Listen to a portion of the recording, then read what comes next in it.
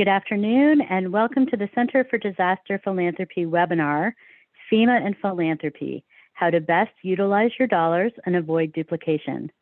My name is Tanya Gulliver Garcia, and I'm the Director of Learning and Partnerships at CDP. My pronouns are she, her, and hers.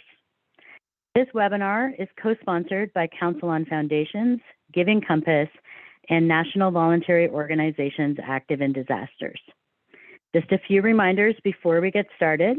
We are recording this webinar, and it will be available on our website and YouTube channel shortly after the webinar is complete.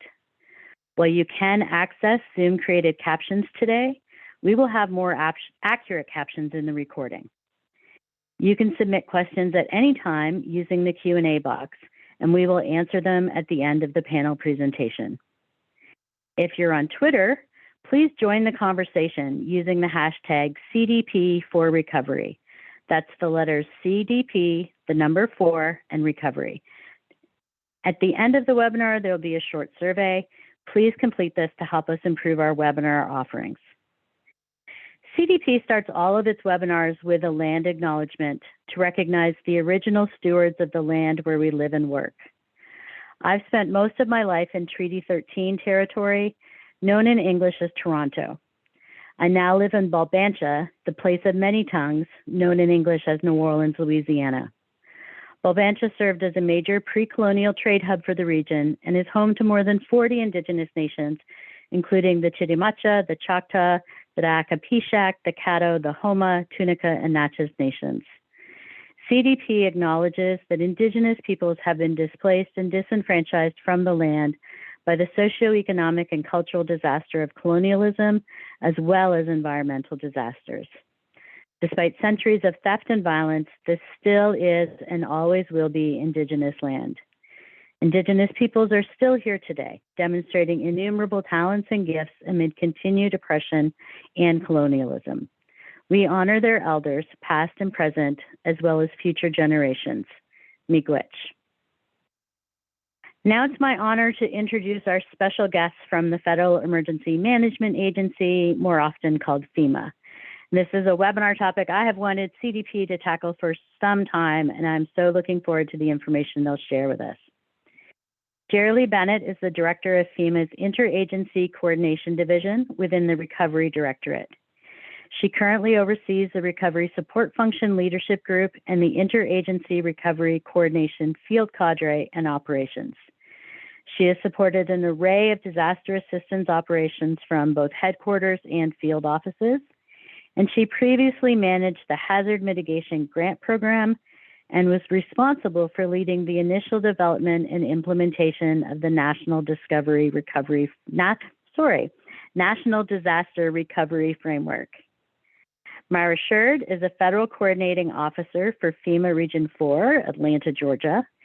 As an FCO, she serves as the President's representative for federally declared disasters and emergency declarations. She also implements the National Disaster Recovery Framework to ensure that disaster recovery and mitigation considerations are used in early decision-making processes throughout the nation and each region. Within the last 2 years, Dr. Sherd has served as FCO of record for 15 presidentially declared disasters and emergencies, including the 2020 Christmas Day bombing that took place in Nashville, Tennessee, where 2 of CDP's staff live.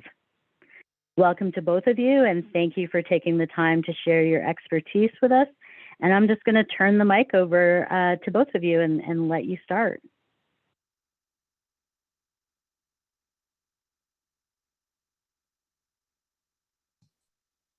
Thank you. Are we unmuting? You are unmuting and ready to go. Okay, great. If we could go ahead on to our slides, please. All right. Well, thank you so much for inviting us. We really do appreciate being a part of this this forum. It gives us the opportunity to talk about our FEMA programs and also to just really talk about one thing that's key to this in the avoidance of duplication of effort. We really are a part of a whole system. As you can see by the slide that has just been put up, there is a process by how FEMA gets on the ground. A lot of times people think FEMA is the first one to respond, and truly that's not it. The incident occurs and the locals are the ones that do the first responding.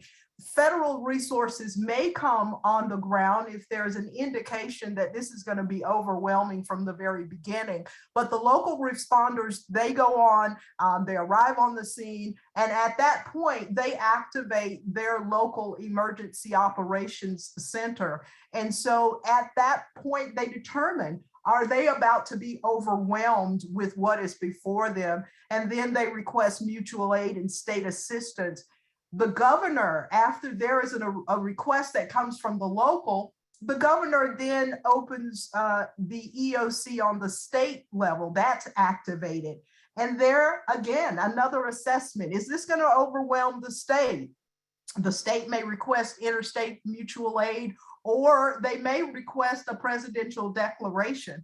And at that point, if a declaration is made, one of our 10 FEMA regions will evaluate that situation with the governor and then make a recommendation to our FEMA administrator whether or not there seems to be an abundance of issues, crises that the state cannot handle. And as you'll see, the FEMA administrator then makes a recommendation up to the presidential level, and that's where you hear of the presidentially declared emergency or major declaration.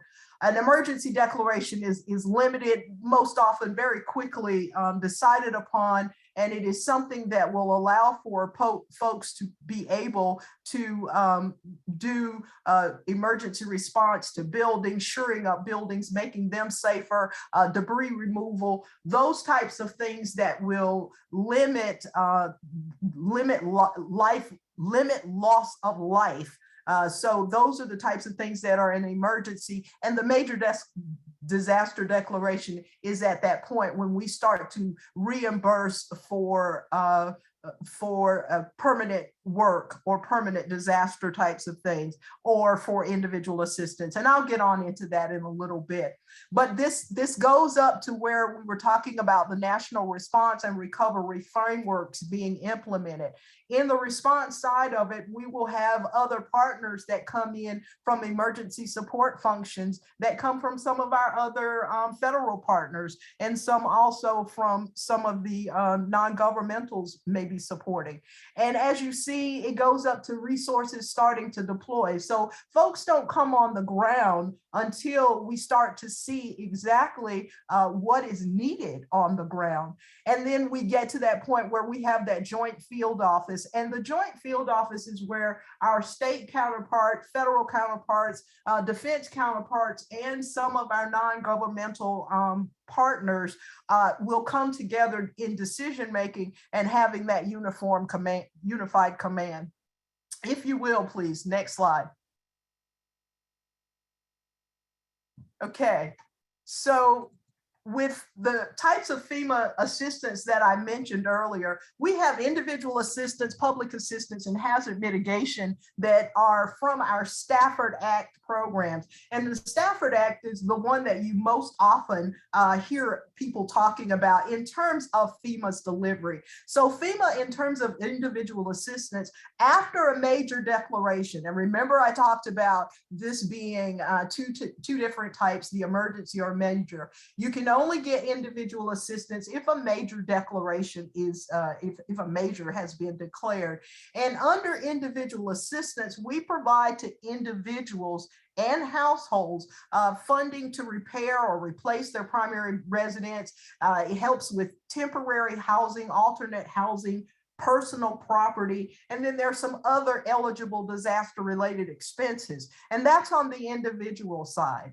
Now, from the public assistance side, and folks sometimes get the nomenclature confused, but from the public assistance side, this is where we are providing assistance to the state and local governments and certain nonprofit organizations for that emergency work, as I said, making sure that we are minimizing the loss of life and that we're stabilizing the lifelines or the situation on the ground. So for emergency work, debris clearance, that type of thing on the emergency side. And from the public assistance permanent work side, which again is on the major decks, that is where we will repair or replace the disaster damaged facilities. And we'll get into this more just a little bit. But I also want to mention too, our hazard mitigation. Mitigation is to me the big bread and butter thing that I look forward to trying to make sure that we can find opportunities so that we can provide some funding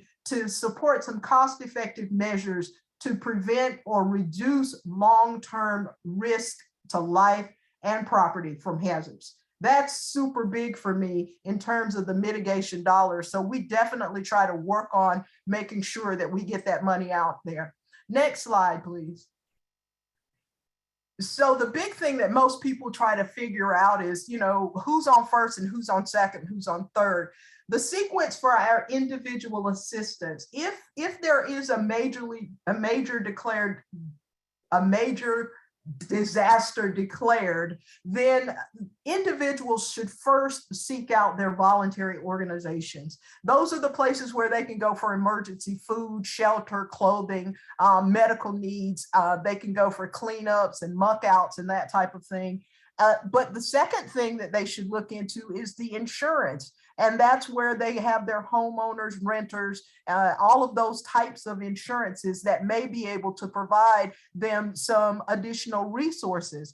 Now, notice that FEMA is the third step in this sequence. The volunteers are first, insurance is second, and FEMA is kind of in that gap there to help with temporary housing, repair, medical, dental. There's some cases where we can help with childcare and funeral expenses. So we're number 3 in just a menu of options. Then you go on to the Small Business Administration, and they offer some low interest loans. And you see they're up to $200,000 and personal property up to $40,000.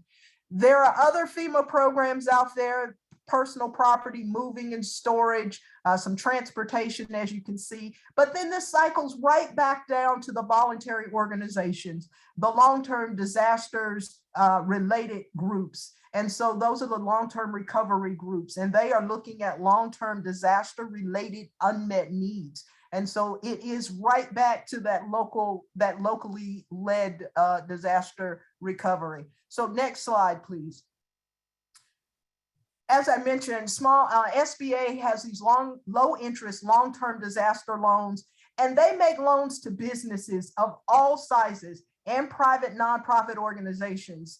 So that is very important, and that's very key here because they are the go-to for businesses after disasters.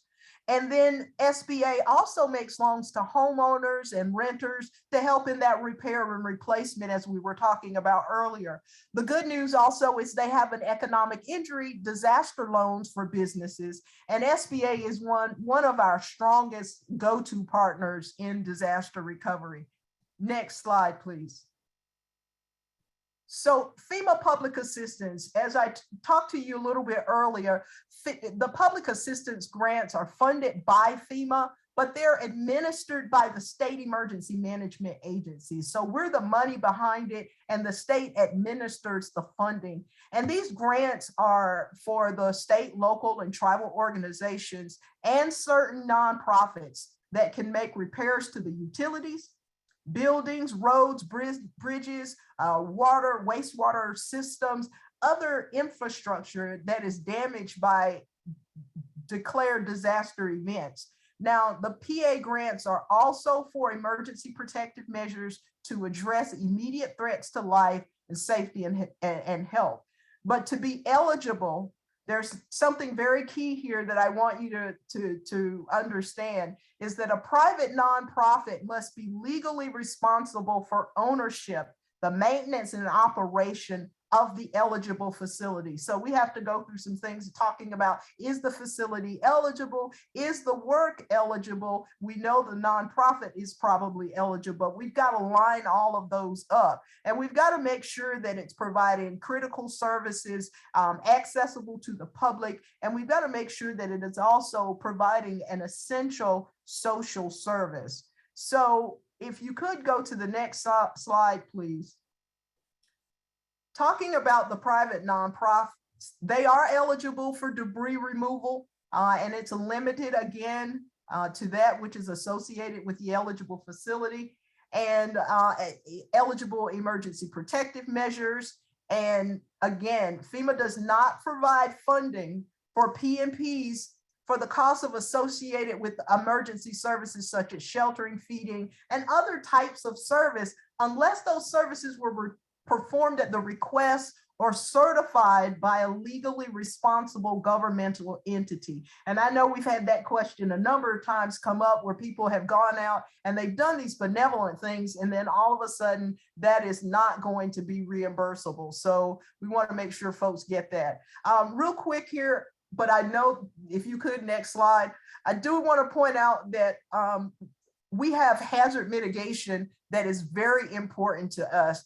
It is kind of, for me, as I said, the big thing, because if we can go and we can retrofit buildings and we can move people out of harm's way, and we can get slopes stabilized, and everybody or as many counties can have hazard mitigation plans, it will be super awesome, so that we can already get people in a way that they're already starting to think about and they're minimizing their risk. Now, these are Stafford Act programs that I've talked about and I've tried to get through and give you as much meat as possible. But Geraldine is going to talk to you about how you all will fit into this whole web of things, and how we can all work together. Thank you all for your patience with me. Geraldine?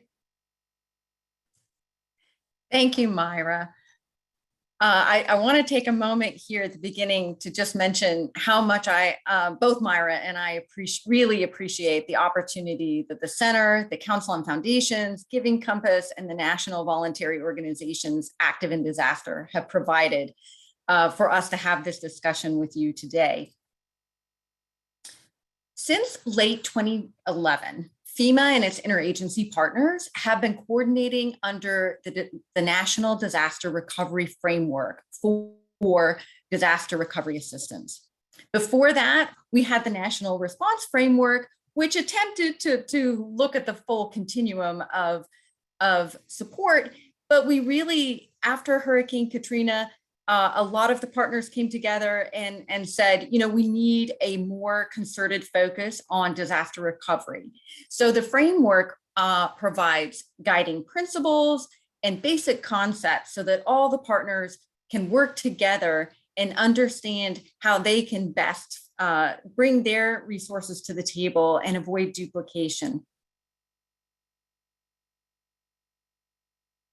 We can go on to the next slide. One of the coordinating structures that the framework put into place is at the national level, we now have recovery support functions, and we have 6 of them. One is led by FEMA, that's the Community Planning and Capacity Building Recovery Support Function. And the focus there is really to help communities, particularly communities that have fewer resources, fewer full-time staff, more likely to have populations with more underserved and higher levels of needs economically and disadvantaged situations.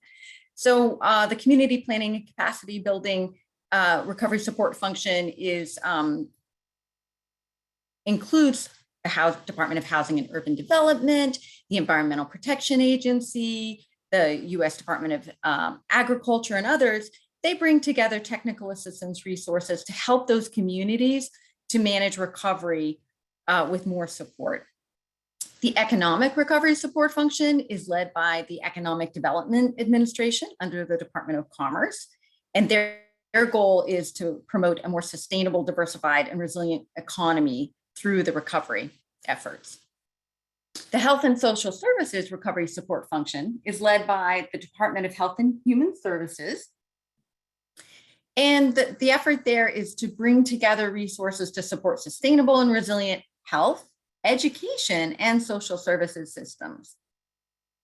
The Housing Recovery Support Function is led by the Department of Housing and Urban Development.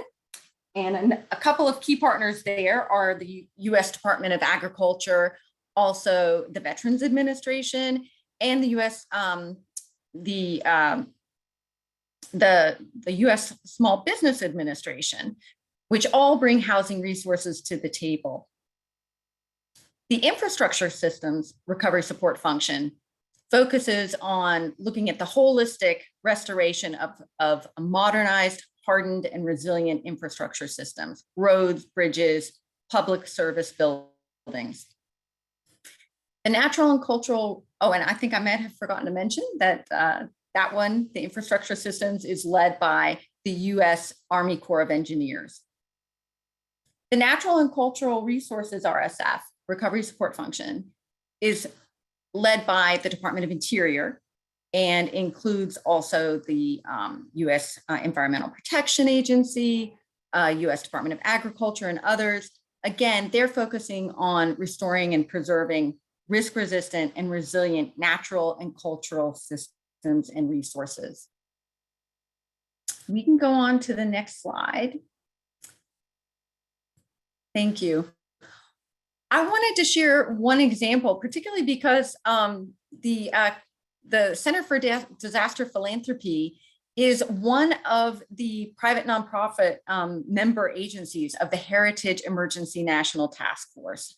This is a public-private partnership between FEMA and the Smithsonian Institution and other departments and agencies to bring together supporting partners and resources to help provide technical assistance, guidance, and resources to protect and preserve buildings and artifacts that represent our cultural heritage.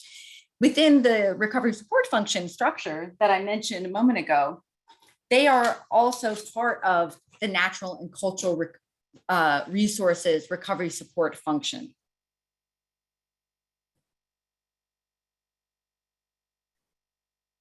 The next slide just gives you a little bit of background about what we're trying to accomplish under the framework with interagency recovery coordination, what these recovery support functions do. They are trying to accomplish cross-sector collaboration, looking at the disaster from a long-term view, not just the immediate urgent needs of the moment, promoting innovation and locally specific and driven solutions to complex recovery challenges, facilitating those public-private partnerships to get that work done, and avoiding duplication, which is the theme of our conversation today. And obviously, throughout, I think you might have heard me say resilient about 20 times as I described what the target outcomes are for each of these recovery support functions. We really want to build resilience. That's our number one priority. So on the next slide, I wanted to talk about a new function. It's not that new. We've been building it for a long time. And the center and also the Council on Foundations have been an important partner for us in this. FEMA has long supported the voluntary agency liaison position in each of our regional offices. Under the National Disaster Recovery Framework, we're also now placing philanthropic advisors at many disasters. And the voluntary agency liaison and the philanthropic advisor work together. The voluntary agency liaison primarily works with the community groups who are focused on individual and family recovery. They're working with the state voluntary organizations active in disaster groups. They're helping to build up if there's not an existing or supporting the existing long-term recovery groups who are helping families in the immediate disaster area. The philanthropic advisor is looking at the broader community needs, and they're helping to establish partnerships with philanthropic organizations such as you. They see their role as being an information sharing resource center point, right? Fulcrum. They're sharing information between funders and those who are identifying needs, unmet needs in particular, and helping everyone to understand what the federal disaster assistance that Myra described can fund and what it is not able to fund because of legislative or regulatory restrictions, so that funders can make smart investments to address the needs that are not going to otherwise be met through federal grants. Altogether, we all have a common goal. We want to unite our recovery resources with community needs in order to ensure that even the most vulnerable recover from disaster and come out on the other side more resilient. All right, so I have a couple more slides where I wanted to share a few examples of partnerships between philanthropic funding partners and state, local, regional, and federal governmental entities. So first, after Hurricane Hugo, the St. Croix Community Foundation ended up taking responsibility for the historic Alexander Theater in Sunday Market Square. Fast forward to 2019, and they successfully applied for a hazard mitigation program grant. And last fall, they were able to get the request for proposal process underway to not only restore and revitalize the theater, but also it's going to now have community disaster safe rooms that will be capable of serving and sheltering up to upwards of 300 people. So this is a great example of a public-private partnership. The foundation is providing the match for the grant, and they're managing all the work, and the federal government is providing some of the technical support and, of course, the grant dollars. Another example, after the Dixie Fire last summer in Northern California, this was, I know it's hard to keep track for all of us. There have been so many Western wildfires, but the Dixie Fire in particular in Northern California last year was the second largest in California's history. The Northern Valley Community Foundation sponsored a tour of the impacted areas with nonprofits that are supporting the Dixie Fire recovery efforts. So this was part of the Dixie Fire Funders Collaborative Roundtable effort. And they were supporting the growth of a new foundation, the Almanor Foundation. And it provides a collaborative funders approach to assess and approve proposals that support the recovery efforts.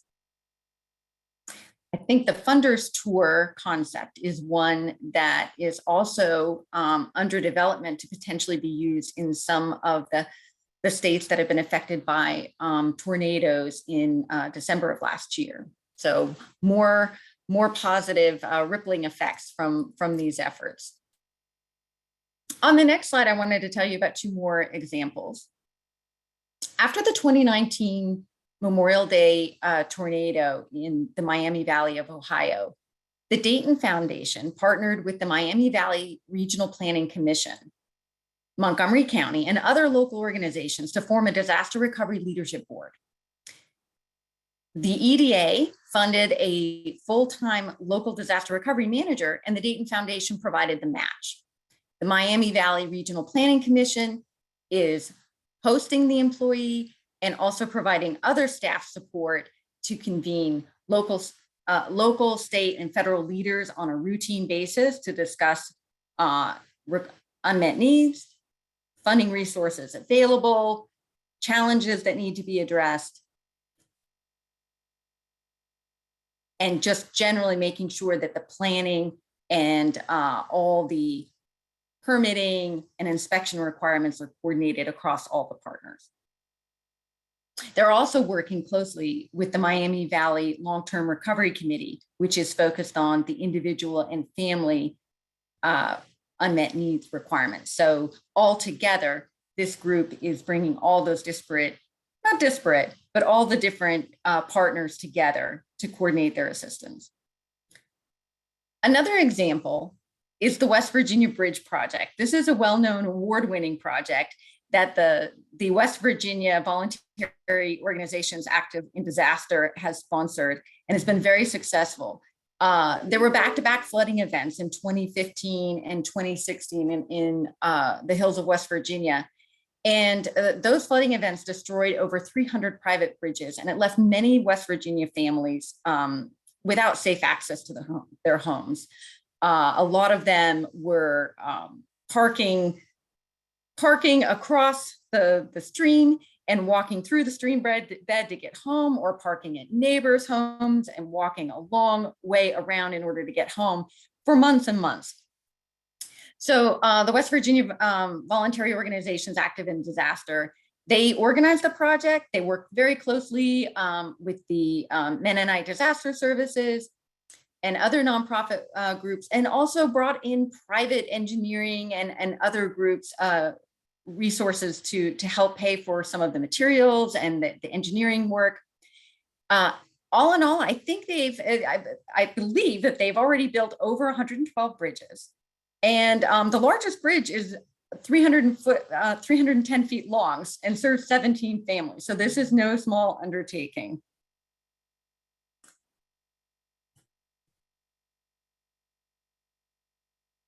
So there are examples. I just wanted to say one more time, we're really working on continual improvement in this space. There are so many organizations out there who want to be helpful post-disaster. And the way we're approaching this is that we should be working as partnerships and building relationships in the pre-disaster environment so that we're more ready to work together in the post-disaster environment, both on the governmental side, the voluntary organization side, the philanthropic funder side, and at all levels. So thank you for listening to us, and we're looking forward to the question and answer discussion time. Well, that was a great note to end on. Thanks so much to both of you. It's just a ton of information. We have received a lot of questions in advance, as well as some throughout while you were talking. If folks do have questions, please put them into the Q&A box.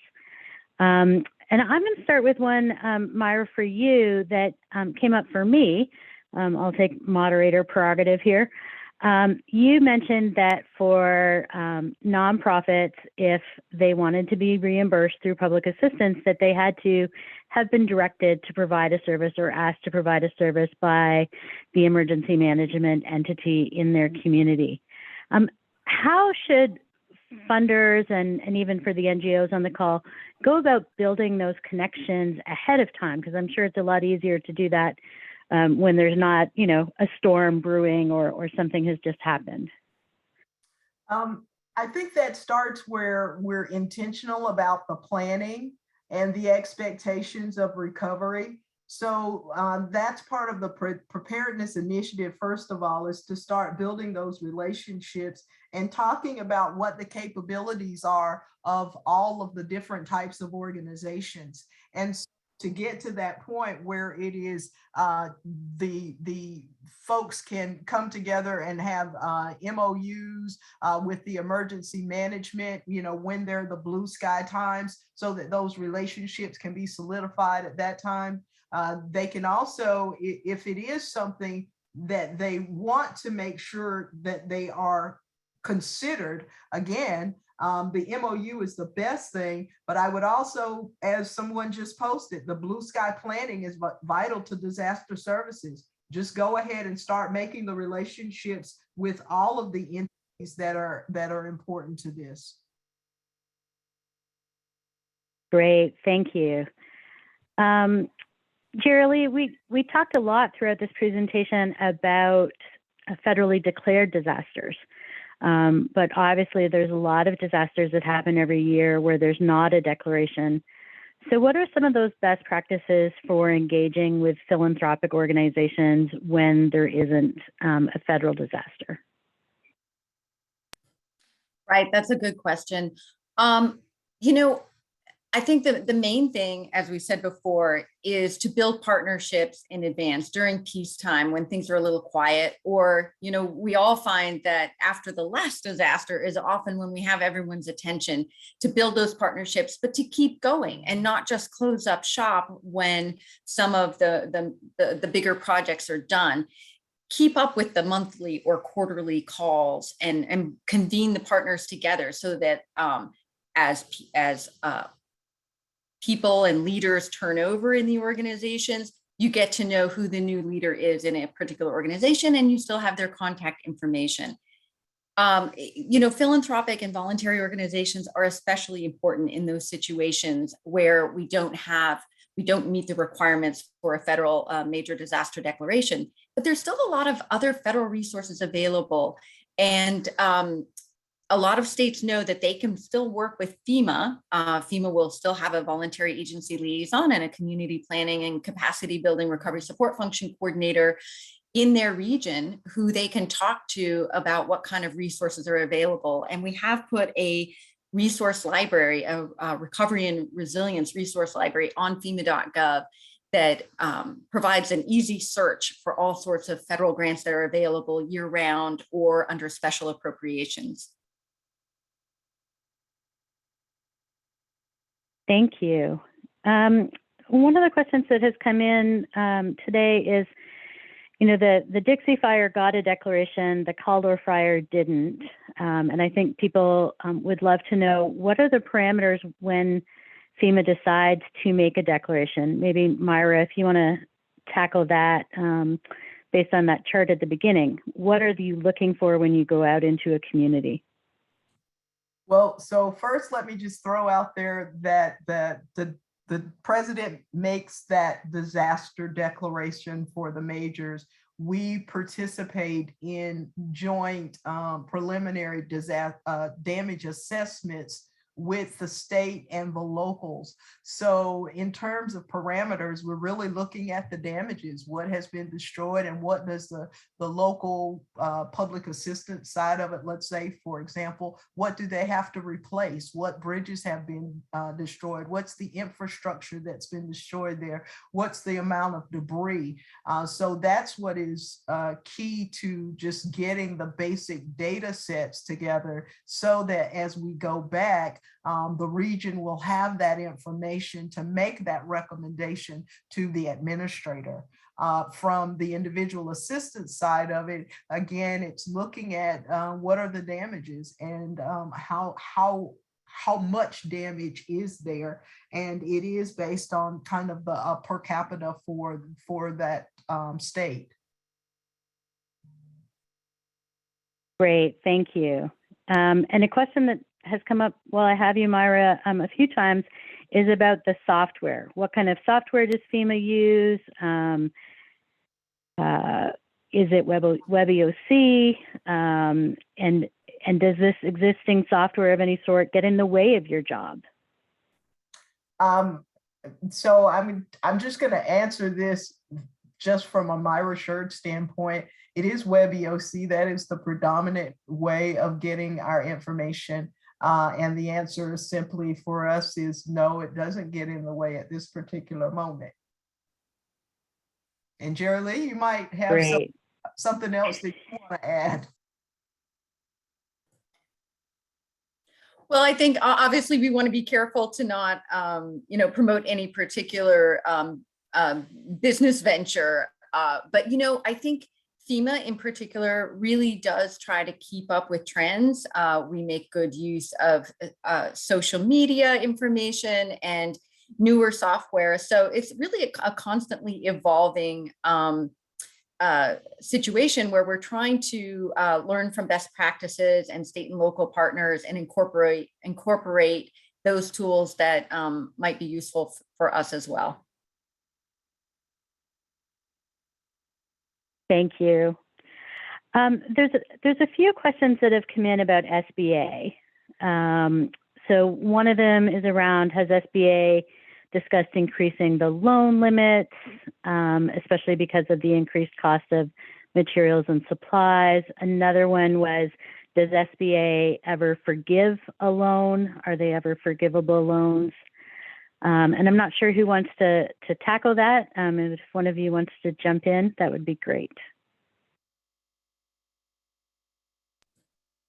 Myra, I'll jump in a little bit, and if you want to add to it, I'll just say, first of all, we are representing FEMA, so we want to be careful to not misrepresent SBA's programs. Absolutely. You know, their limits are set usually by statute or regulation. And so, you know, sometimes there is a process involved to make those kind of adjustments. I will say in terms of the forgiveness, the only forgiveness I'm aware of, there was a specific provision for certain of the COVID related loans to be forgiven. I'm not sure otherwise. Myra, do you have anything to add to that? No, I think that's good. That's for me. Great. And a few questions coming in just about the philanthropic advisor, and even some about the FEMA VAL. Both how do folks find them? How do they connect with them? I guess before or after a disaster. And one question about, are there any positions available for a liaison? What if someone's interested in a job? What can they do? Sure. I want to take. Oh, go ahead, Myra. I'm gonna take the very first part of this, and then I'll throw it over to you, Geraldine. I want to talk about our FEMA VAL.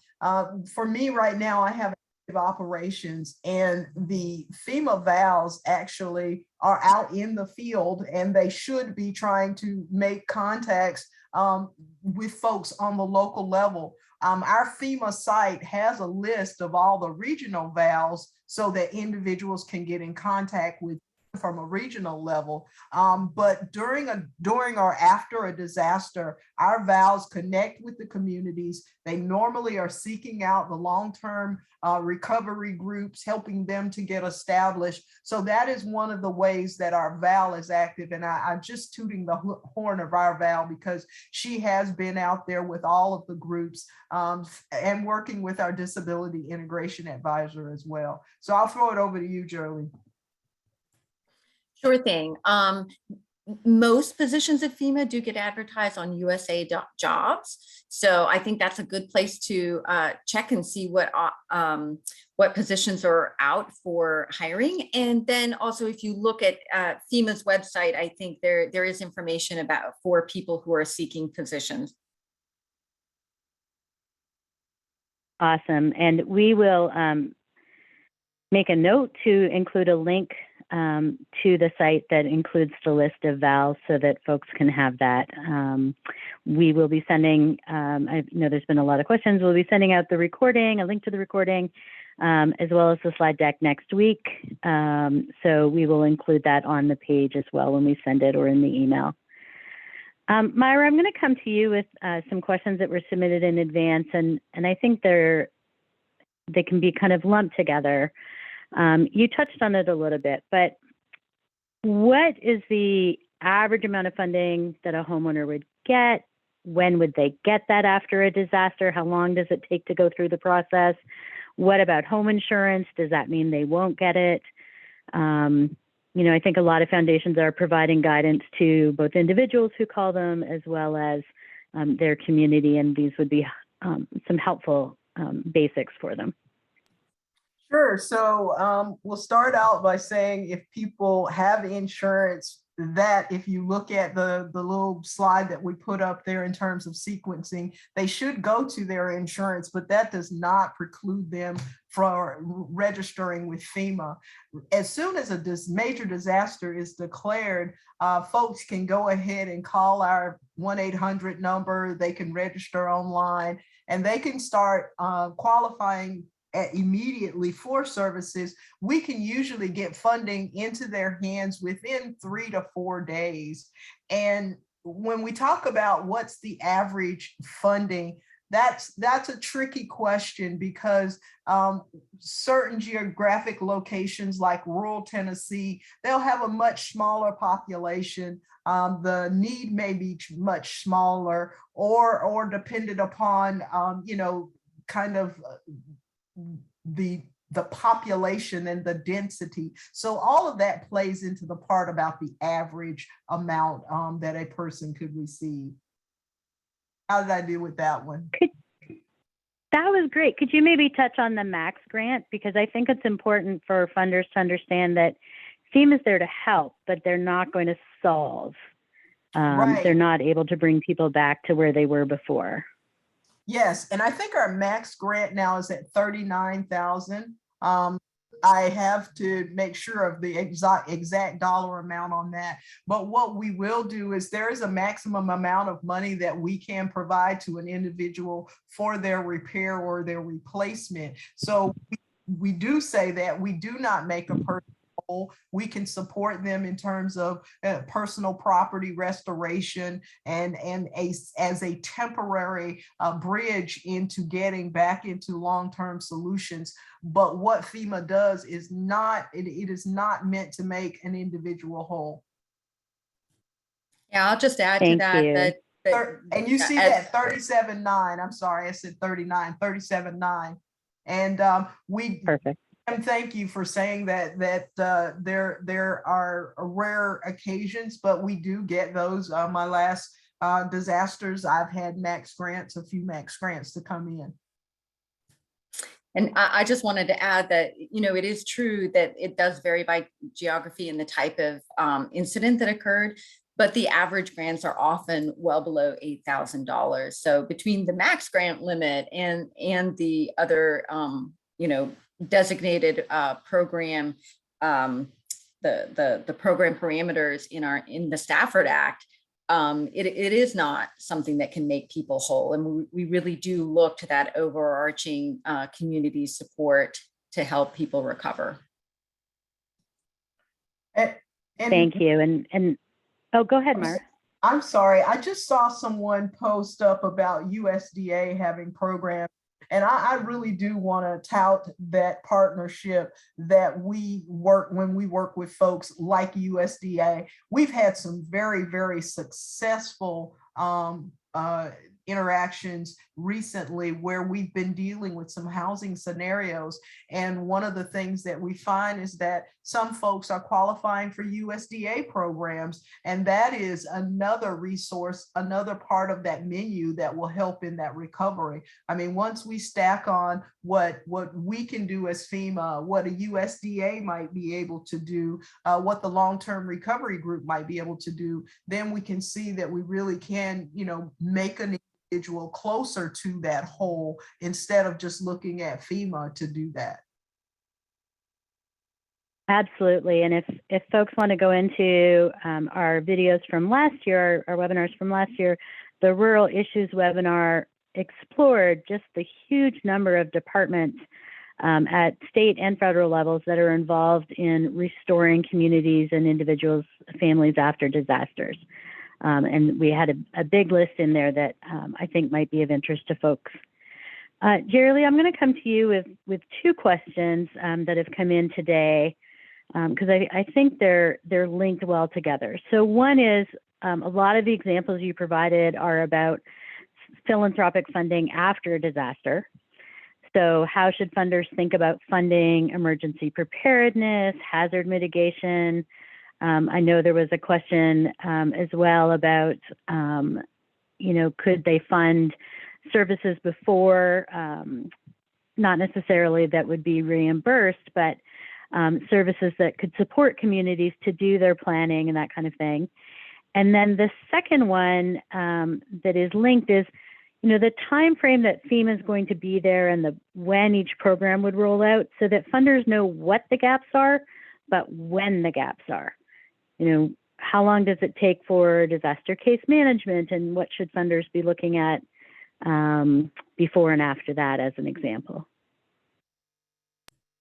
Sure. So I think it's really great and exciting if funders are able to get in on the left of boom, as we say, side during pre-disaster times to help communities with their planning, preparedness, and resilience building efforts. And I think there are a number of different plug-in points at the state and local level.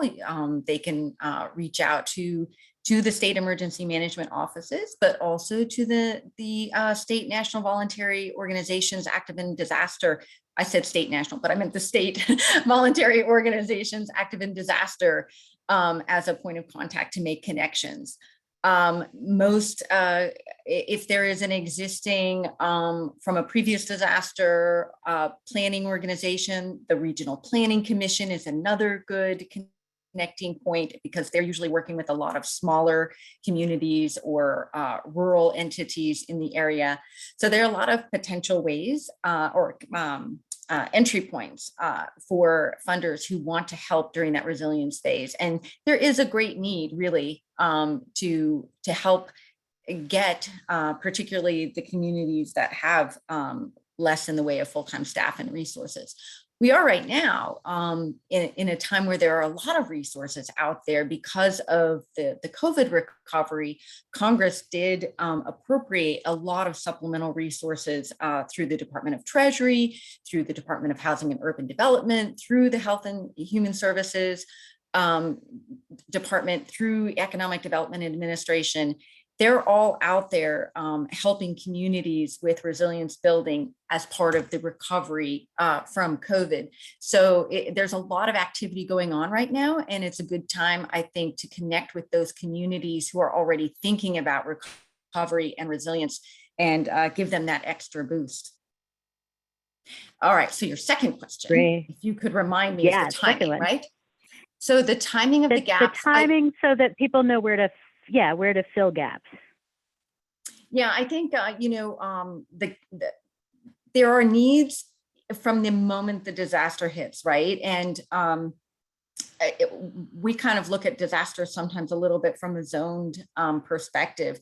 The hardest hit area might stay in a stabilizing situation for a little longer, while areas that weren't as hard hit, they're ready to start rebuilding right away. So you really have to connect with the local officials and with the local organizations who know what the needs are in that community to know to figure out where you can best plug in for that event.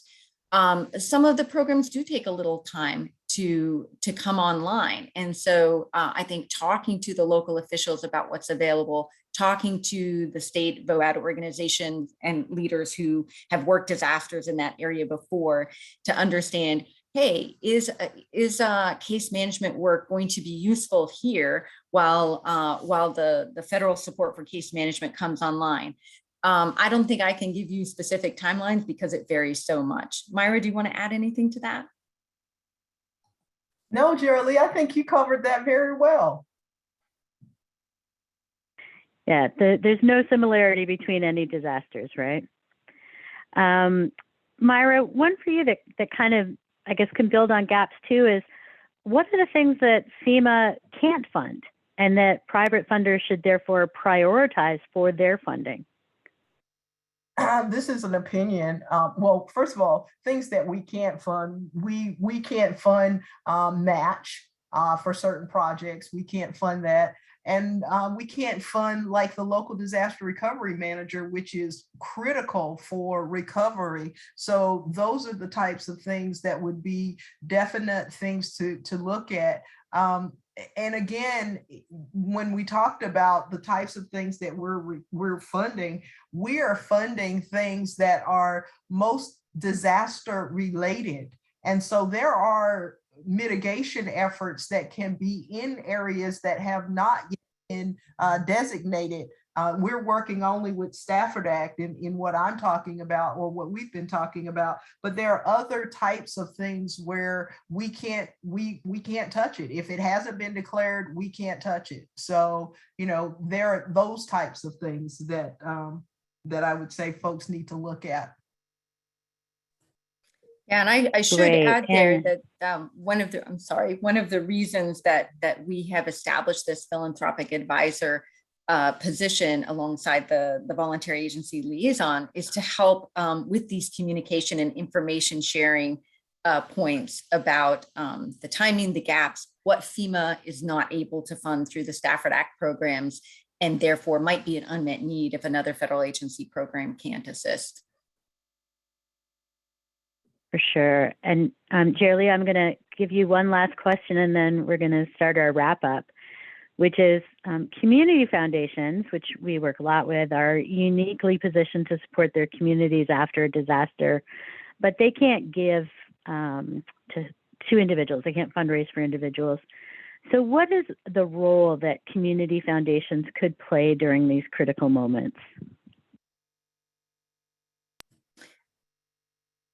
Well, I think, there are so many examples of foundations who've done amazing work at the community level, which ultimately does benefit individuals. So even if they can't do fundraising based on a specific family or individual and their needs, they can still, and a lot of them do, put together group funds and collaborative organizations that do ultimately provide assistance to individuals. And, the West Virginia Bridge example, I think, is a good one. Those are families who are not able to get to their homes because of those 2015 floods that didn't get a disaster declaration. And, they are providing bridge rebuilding to the individual homes and to small groups of homes, but they're doing it at the community level. Great, thank you. Oh, Myra, did you want to add? Yes, I do. I want to go back in and just talk about support that I know a community foundation where we are actively working right now, and they're just coming in to support gap funding. This is a federal grant that will come through, and then the community foundation is supporting the gap funding there until the federal grant comes on board. And so the local disaster recovery manager can become engaged in recovery and planning and projects at an earlier date. So that's a concrete example that's taking place right now. So we really are appreciative for that community. And again, they can provide that cost match that I talked about that we can't provide. That's always there.